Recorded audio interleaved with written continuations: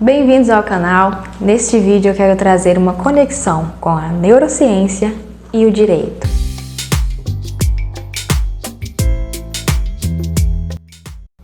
Olá, eu sou a Débora, sou estudante de Direito e hoje a gente vai analisar como que as decisões judiciais podem ser influenciadas com base nas emoções e também no funcionamento do cérebro humano.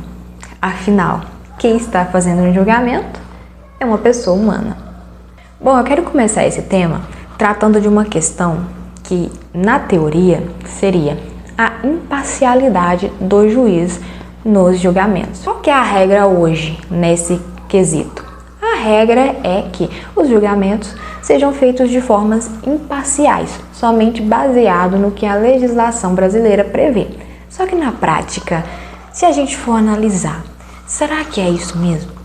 Sim, se a gente for ver a maioria dos casos em que a maioria dos juízes realizam seus julgamentos, a gente vê que tem sim uma certa imparcialidade e sim os juízes eles julgam com base na legislação. Só que pode ter um ou outro caso que a gente vê um grau de parcialidade, um caso em que o juiz ele não julga com base na lei e sim com base nas suas convicções, sejam elas filosóficas, convicções políticas, convicções religiosas. Se a gente for ver casos, juízes que aplicam às vezes penas desproporcionais ou às vezes deixam de aplicar alguma penalidade, o que não deveria ocorrer dessa forma. Não é a regra, mas acontece. E por que será que pode acontecer? Por que será que um juiz ele pode ser levado a decidir com base no que ele sabe, no que ele carrega, com base em sua essência e não somente com base na legislação? Será que é possível a gente manter uma imparcialidade 100%? Ser 100% imparcial? Nem sempre. Por quê? Cada ser humano vai ter ali um traço de personalidade, vai ter ali uma carga cultural e as convicções, que eu até falei aqui anteriormente. O que eu quero trazer aqui é, dependendo de como o cérebro funciona, isso vai influenciar na decisão.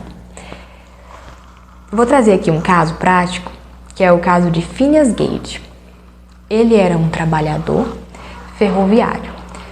Ele trabalhava, eu não sei explicar muito bem como era o serviço, o que fazia exatamente, mas ele era um operador, ele era caracterizado como uma pessoa que era gente boa, era gentil e responsável. Ocorre que, trabalhando, ele sofreu um acidente. E aí uma barra, não sei se seria uma barra de ferro, um ferro entrou no crânio dele, nessa parte frontal da cabeça, e acabou que transpassou pela bochecha.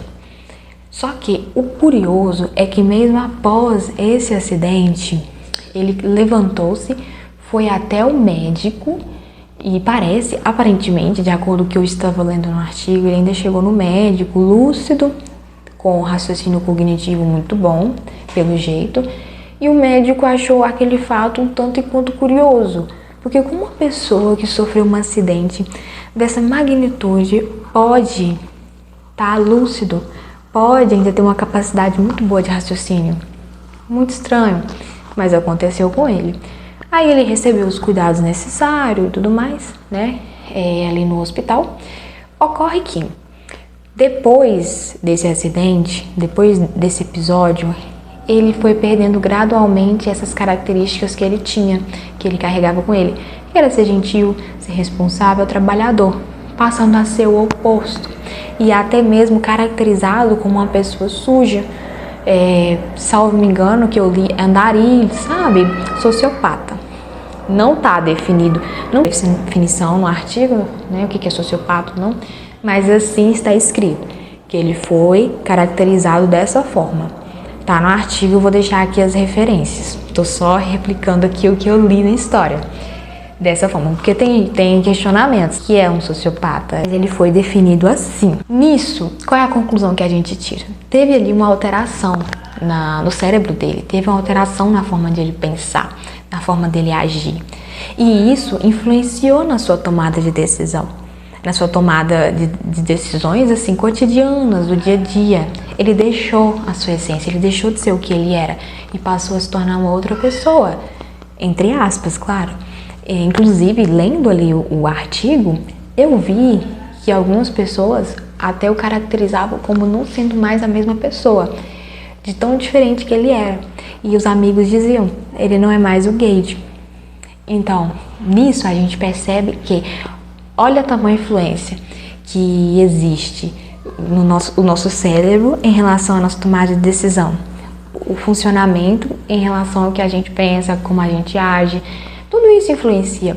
Inclusive, no que eu redigi no meu trabalho, eu comecei a dissertar um pouco em relação aos traços de personalidade, porque, querendo ou não, eles podem também estar influenciando na forma como a gente age, nas nossas decisões.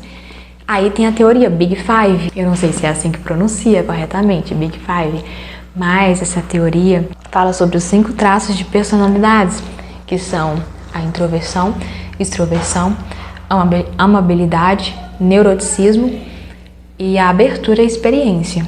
Não vou discorrer sobre todos, porque, como eu disse, psicologia não é minha área. Mas se você fizer uma pesquisa, se você for ler alguns artigos científicos, você vai ver que cada traço vai ter uma característica específica. E cada pessoa que carrega esse traço com ela vai agir de uma forma diferente, vai influenciar em sua tomada de decisão, entende? Então, assim, o neurótico age de um jeito, a pessoa que tem um certo grau de amabilidade já vai ter uma outra forma de se comportar, o consciencioso, que segue rotinas e tudo mais. Então, assim, cada um com base no seu traço, com base em como o seu cérebro funciona, as experiências que ele carrega, cultura, o que ele aprendeu, vai ter a sua decisão baseado nisso, baseado no que ele sabe, baseado naquilo que ele carrega, baseado no seu ser, no seu traço de personalidade. Então, o que eu quero dizer aqui, não é que o juiz, trazendo isso para o âmbito jurídico, não é que o juiz não seria imparcial, mas o juiz pode ser que em algum momento, algum juiz, ou qualquer juiz, ou todos, a gente não tem uma resposta exata. Pode ser que em algum momento eles não foram totalmente imparciais, não teve 100% de imparcialidade. Às vezes é difícil discutir sobre esse tema. Até onde vai a imparcialidade? Como que eu vou saber se foi ou não imparcial? É claro, aí você pode me questionar assim, nossa, mas no âmbito jurídico tem a questão em que o juiz pode ser declarado suspeito, pode ter a suspeição, pode ter um impedimento. Então, assim, não tem uma imparcialidade absoluta, mas há casos assim que o juiz vai atuar imparcialmente, que é possível, mas pode ser um caso muito complexo, um caso que tem um envolvimento um pouco complicado, que envolve sociedade, então tudo vai ter uma influência. Talvez um caso de maior reprobabilidade social ou menor. Então, no vídeo de hoje eu quis trazer essa reflexão em relação ao direito e à tomada de decisões no Poder Judiciário. Espero que tenha entendido. Pode deixar as dúvidas aqui nos comentários e também você pode acessar os artigos científicos que eu acessei. Irei deixar aqui na descrição do vídeo todas as referências bibliográficas que eu usei para basear o meu trabalho em relação a esse tema. Você pode procurar, você pode ler também, tá bom? No mais, deixe aqui nos comentários sugestões de vídeos, trabalhos que você quer que eu disserte aqui nesse canal, que eu vou estar olhando, vou estar analisando, e aí eu vou estar estudando que de repente, quem sabe, eu não possa trazer aqui para vocês. No mais, deixe seu like, se inscreva no canal e até a próxima, se Deus quiser.